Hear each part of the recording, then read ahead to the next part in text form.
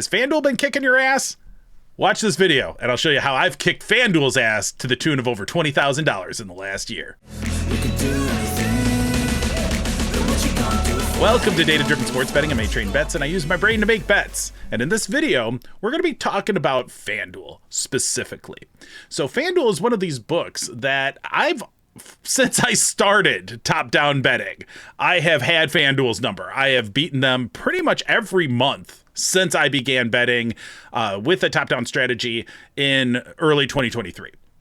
And a lot of people struggle with their performance at FanDuel. And so in this video, we're going to try to break down a little bit some of the nuance of what I do in my FanDuel play selection that might help give you an understanding of what FanDuel does a little bit differently than some of the other books. And I think that this may help you get a gauge of where you may have holes in your game. Because just like a poker player, a sports bettor will have patterns to the way they play.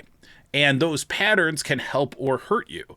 If they are predictable, though, a lot of times they can hurt you more in a poker game, whereas in a sports betting scenario, the sports books are not going to change their behavior based on your behavior too often. They are fairly predictable in what they're doing, so we can use that to our advantage. The key for us is that we need to make sure that our patterns are predictable and that they are consistent and that they are consistently profitable over the long term. Day to day, keep in mind, you're going to have your ups and downs. You have to get beyond that and use concepts like closing line value to understand whether or not your strategy is overall an effective one. But the problem, and we saw this, and I learned this the hard way actually in the 1 month that I was very much down at FanDuel in the last year, is that FanDuel sometimes will give and offer odds that appear really good, both from a positive EV perspective when you're analyzing them, as well as from a closing line value perspective, but you'll keep losing your money.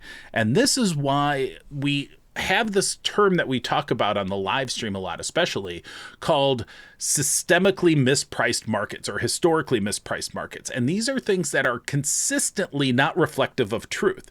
That's a problem for us if we're using market analysis to determine whether or not a play is good. If the market is always lying to us in particular scenarios and we keep betting into them like they're not lying to us, it's like a bad partner, right? Somebody you're dating lies to you constantly and you keep going back and you keep falling for it. That's the way FanDuel will treat you, because they, maybe more than any other book out there, will continue to give you these really attractive things, and then on the back end they screw you over. Like, it's not like they're doing it unethically. I mean, they are like any other book, but they are doing it in such a way that it looks really good, and the reality is that it's not always as good. So what we have, and what I'm going to do is I'm going to show you a few different plays. I've used this, and if you watch my live streams, which if you don't, I encourage you to do so because you'll see me doing this in real time.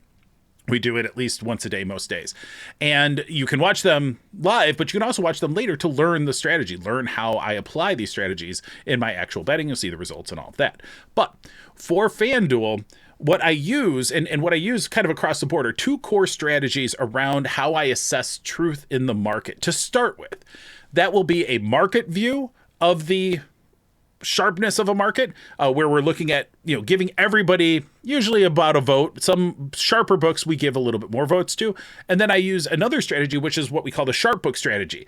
In this scenario, in these scenarios, I'm using both, and I'll show you which ones they are. But it might be easier to just look at this first example. So in this one, we're using a market view to try to understand truth. And what we see on this, and this is what I was just talking about.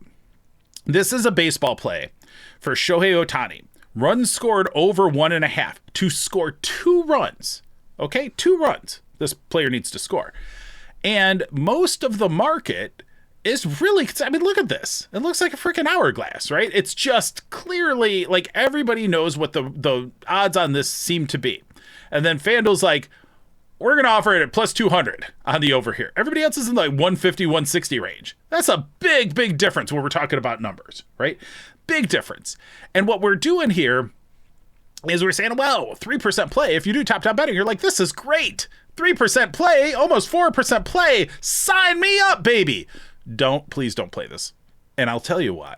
All right. So this is kind of a classic example that we're seeing throughout baseball season on player props from FanDuel. And that is FanDuel. You notice here, FanDuel's only offering one side of this. And that one side isn't as good as these. Now, occasionally you do see somewhere there's an arbitrage to be had, and that might make it worth playing, because at some point you know that has to be edge in the market. If you play both sides and there's edge, an arbitrage scenario may make it worth doing, especially to actually capitalize on the arbitrage. But in this scenario, I can promise you this 200 that we're seeing from FanDuel, or occasionally see Sportsbet with kind of trailing FanDuel strategy here, but they offer some different prices some of the time. The real odds that FanDuel is calculating is going to be somewhere in this range, like somewhere between 210 and 220. And so they're just going to say, you know, we'll take a little bit off the top. We'll encourage all the public who loves betting for things to happen to take our play over any of these other books. And we're going to do it, and we are going to cash in. Because just think about it logically. Ohtani runs scored can happen, will happen over 1.5. Certainly will happen during the course of a year. Score 2 runs, no problem. But really, at a plus 200, really? Does he do this every other game? That's what you're saying if you take this. You're saying he's gonna do this more than every other game. Score 2 runs. I don't think so. I don't think that's happening, right? So you have to think about it. And FanDuel does this across a whole bunch of different markets, right? So this is one where I'm like, on the surface, this looks good. And quite frankly, these books aren't moving. These books aren't going to move. They're going to stay right here. And so this is going to look like it's a great play. It's also going to look like it has great EV and great closing line value. And it's going to be a trap every time. Do not be seduced by this market outlier. You will get burned. The good thing is that FanDuel is telling us this, because they're offering only one side of this play, and they're not offering anything else. They might offer it on the 0.5. If I wanted to look over here on this 0.5, we could look at it and see, yes, it looks like FanDuel is offering a one-sided line for the over. See how bad this number is? How's this number so bad when this number was so good? It's because FanDuel's fucking with you. That's why. So be careful on this. This is a runaway. Do not play this. Don't even think about playing this, even though that number is green. So you have to own your decision-making process here. So this was an easy walk away. Okay, let's look at another one. This is one where we're using our sharp book strategy. This, again, is for baseball. We have Detroit Tigers and Atlanta Braves. This is a strikeouts play. Now, what we know about strikeouts in FanDuel is that they are offering both sides of the line, which they are here.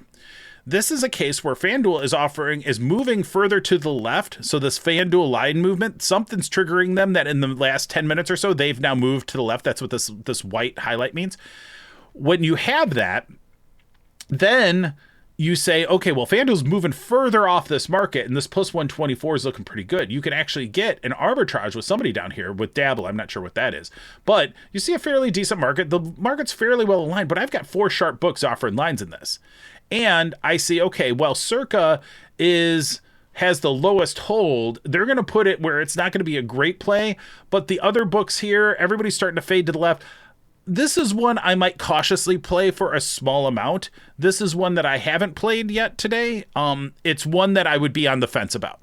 And with the additional line movement from FanDuel, you can read this 2 ways. One, FanDuel is reacting to order flow. Certainly possible, because if they're offering both sides and somebody's taking big on the over, that under is going to get better priced so that they can get some more action on that. That could be all this is. They could also be reacting to news. So it could be a sharp move. So if it's a order flow move, it's going to be less about the merits of truth and more about the just orders that they're getting. That doesn't help us if we're trying to use these to assess truth and likelihood. So this is a tough call. There's some conflicting signals here. And again, this is why, I'm trying to come up with some ones that are a little bit tricky so you can understand my thought process and why I've been having success at FanDuel when so many others have struggled.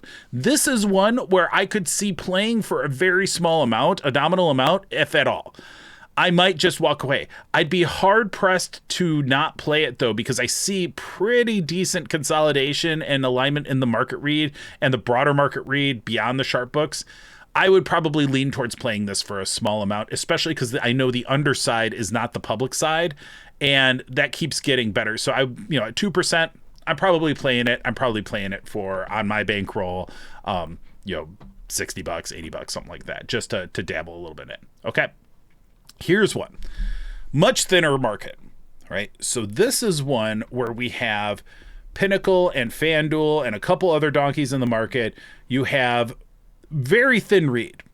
And this is an important scenario because we have to understand from an economics perspective, right? If you get really good market assessment, like this previous one, we had good market assessment. It was all pretty well consolidated. And then FanDuel's like, right? And so like, that's where you are looking at it from one point of view. Here's a really thin market. But the thing is, like, when you have a lot of information in a market, you have a lot more calibration, and it's much harder to find true outliers. So sometimes the outliers are going to be sharp and sometimes they're going to be square. They're going to be behind. Can you tell that? The last one was kind of tough. We couldn't tell for sure. This one, we can see, well, we don't know much, but we know FanDuel's kind of fading to one side and Pinnacle's fading to the other. The other thing to note about FanDuel is that we know that FanDuel originates their own lines. So FanDuel has a whole world of traders. They are originating their own lines. They are their own unique source for their odds that they are offering. They're also the biggest book in the world.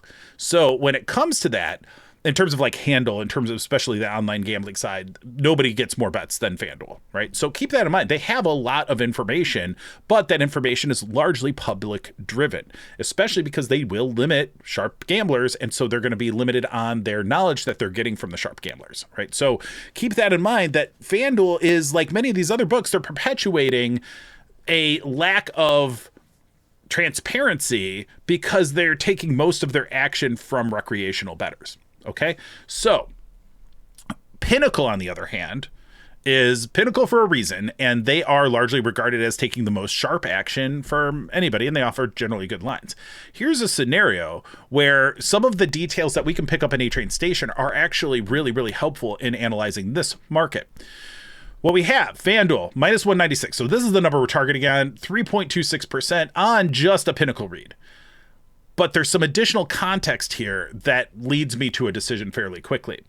What I see is, first and foremost, sometimes I just like to look at, like, what's the true differential between FanDuel and the rest of the market? Sometimes it's easier just to look in this list and say, okay, minus 196 versus minus 232. That's pretty substantial, right? You've got 36 points of value here between your next best alternative for taking the sets under 2.5. That's pretty substantial. The other thing that I see is that I've got a 7-point arbitrage with Pinnacle. So what we know about arbitrage from an EV perspective, if you have an arbitrage, you guarantee one side or the other has true expected value. It has to, because the combination of both has expected value. So what we know here is now we are truly choosing between Pinnacle and FanDuel. And we're saying, okay, which one's more likely to have good edge here? Well, other context that we just know is that FanDuel typically has pretty low holds. In this case, though, their hold's fairly high on this tennis play. So this tennis play at 6.72% is actually a fairly high hold for FanDuel. And Pinnacle has a fairly low hold at 4.17%. So what we're seeing here is that low hold from Pinnacle is giving us more confidence in the Pinnacle line, which we already came in with more confidence because we know Pinnacle, who is originating just like FanDuel's originating, but Pinnacle's originating with a much sharper user base, right? So, and this is tennis. So the other context that we need to think about, tennis is a global sport. This is something that's being bet on by people throughout the world. And so you don't have this overabundance of FanDuel information, a bunch of public people who know the team well or whatever, or local to the city or whatever. You don't have any of that. This is a global sport with a global base, with sharp bettors at Pinnacle. Hammer in this play. Hammer in this play. Sets under 2.5. Rakimova and Uivantek, why did I try to say their names? This one, over 3%. Are you kidding me? Of course we're playing this. We're playing this for whatever FanDuel will let us get down. Like, I'm about to pause the recording and go play this now, is how much I like this bet, right? So, like, that is, like, the natural conclusion here. It took longer than it took me to know I was playing this bet like that, but I wanted to try to walk through why that's the case. I also have you know, too, like, the reason we have this dark gray range here with two no-vig lines is that we use a worst case scenario devigging methodology, because especially when you start to get into higher underdogs and favorites, the way you devig pairs of odds changes. And so, or the best way to do that changes, I should say. So what we do is we run them all and let you see what is the range of all the different values we can get. And then we calculate the EV percentage based on the worst of it. So we take a more conservative approach. You can change this if you want to, or you can adjust which one you're looking at or whatever. But the fact is like when we see a 3% using worst case devigging, we're like, oh yeah, this is a play we want to make. Oh yeah, right? That's key. Okay. Finally, so again, this is just Pinnacle, thin market. Here's one where we're taking a full market view look again, right? This is another scenario where we're like, what do we do here? So compared to that last one, again, this one's baseball, right? We have FanDuel, first inning hits. So this is a hits game prop for Tigers and the Braves. FanDuel, low hold here, lowest hold in the market. That's a piece of information we want to consider. Tipico has the second lowest hold, and look at there's an arbitrage with FanDuel. Look at how far FanDuel's odds are moved over from everybody else. 4.81%, in fact. But we don't have any sharp books here. We have actually a pretty fine collection of donkey-ass books, is what I would call them. And these are books that are not well known to set meaningful lines in the market. And we don't really have any other good options. There's no sharp action in this particular market. Does that mean there's no value? No, it just means that this is one of those bets that's being offered by more of the recreational books that we don't have a good read on from anybody else. What we do see, though, is that there are several books that have offered it. And what we see from FanDuel is the big obvious concern is that we see white. And this line movement is telling us FanDuel has moved hard to one side and has done that for a reason. Okay. And so what we have is what's the reason? That's going to determine whether or not we're going to make this play. Mostly. Could they have moved because of market information? Maybe. But these markets pretty thin. First inning hits is kind of a crapshoot anyway. But there could be pitching, there could be weather, there could be whatever, but they've moved a lot. However, the read I would have on this particular situation is this. Is in this particular play, I would say, well, I know FanDuel moved a lot. Maybe it's a 70% chance it's due to order flow on the over, or on the under, actually, in this case. So they could have taken some under action and then moved it more to be in favor of the over, because that's what we're targeting here is the first inning hits over. That's where the green is. Maybe they took action on the under. It's possible. Maybe they just saw something in their order flow that says, you know what, we just want to adjust these odds. Maybe they just moved them just to move them. Sometimes they'll do that. The other thing is that maybe they saw something that would cause them to react on this. Now, that's a pretty substantial move, right? As you see, one of the things that we have here, you see it started on minus 104. So it went from minus 104 to, it started at minus 120, went to minus 104. So that's 16 points. That's a healthy percentage change that has now led us to a 4.81% edge. The question now, at its core, FanDuel line movement, possibly sharp, possibly just order flow driven, possibly just nothing, which happens. You're talking 15-ish% move. It's a lot. And versus you're looking at a 4% edge against a market full of donkeys. What do you do here? I would play this, and I would play this for one reason. 4.81% is a huge margin of error when it comes to this kind of line movement. If they'd only moved to minus 110 and everybody else is at minus 130 or whatever, I'm not interested. Even if there's a little bit of value there, not interested. But at 4%, I have a pretty healthy margin of error that says, well, this is a bit of a crapshoot bet anyway, over 1.5 hits. Like, it's going to win or lose. But I see enough edge there at 4%. They're offering both sides of the line, so I could play the other action if I wanted to there. I'm going to play this for a fairly reasonable amount, not too big for sure, because it is kind of a crapshoot play, and I'm reading into a market of a fairly thin level of sharpness across the market. But when I see enough market consolidation, I see them being the only ones that are moving and just leapfrogging over the other lines.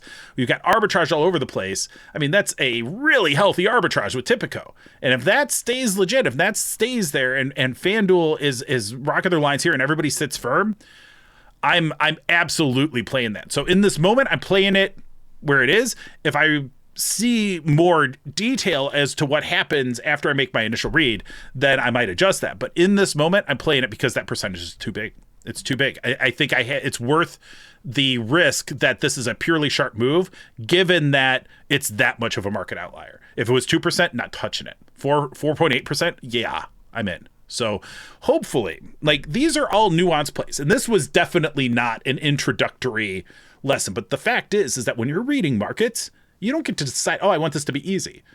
That's where you just get the easy results, and that's where you get your 1% return. But if you went the 3 or 4% return, and we're not talking annualized return, we're talking on a daily basis of whatever money you can get down.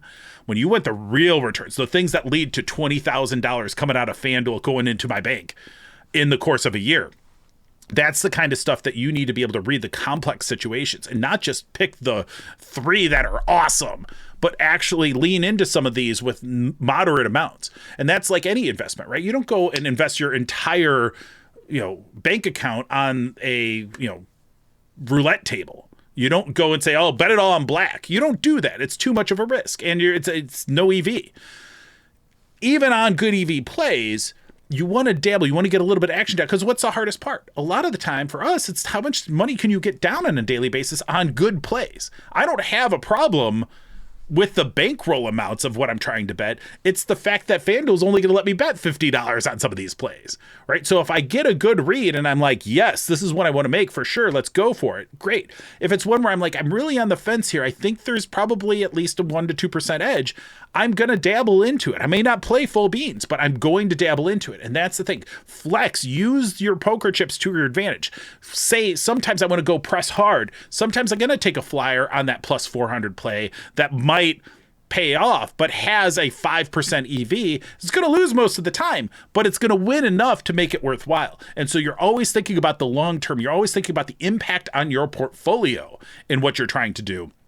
That is why the nuance and being able to look and understand, okay, in this situation, I'm going to look at this view of the market, or in this other situation, I'm going to look at that view of the market, or I like what I'm seeing here, but that holds too high, I'm going to remove them from the list. And that's what A-Train Station uniquely does, is lets you flex how you're viewing the market at the same time you're viewing a specific bet. So you use the market view to get the list of bets, you look at the bets, then you change the market view to understand, or the sharpness view to change and understand from other perspectives what that bet is telling you. It's all about understanding what is the story of this data and how do I become receptive to it. I don't get to decide what that is. I'm just trying to interpret it. And what we're building with A-Train Station are the tools to help you interpret that complex scenario as effectively as possible. And so that's really what we wanted to cover here today. If you want to beat FanDuel, you have to really understand some of the nuance about FanDuel, some of the challenges of understanding line movements,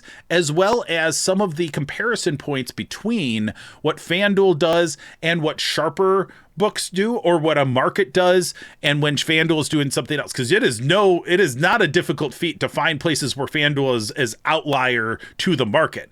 But many times you don't necessarily want to play that just because FanDuel is an outlier to the market. You will not win money at FanDuel if you're just playing everything that FanDuel is an outlier to the market on.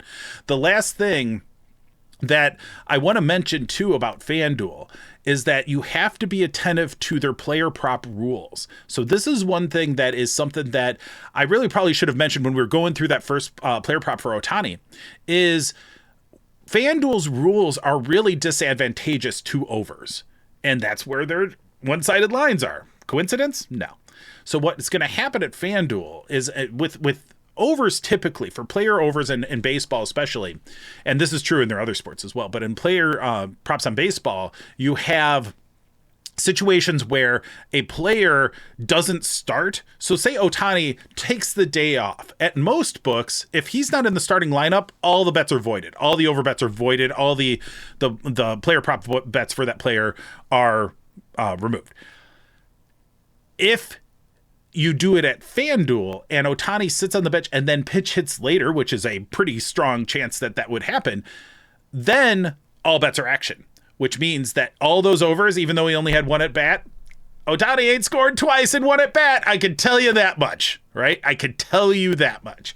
And so that's where FanDuel will take advantage of that. And it just skews a little bit on some of these one-sided overs. So you really need that extra percent or two to justify a FanDuel, even if you didn't have all those reasons that we discussed earlier with that particular scenario of those one-sided overs. So one last thing to consider with FanDuel. FanDuel has been for a while, probably because it's been one of my most profitable books, but it's been one of my favorite places to play because they offer a lot of different bets.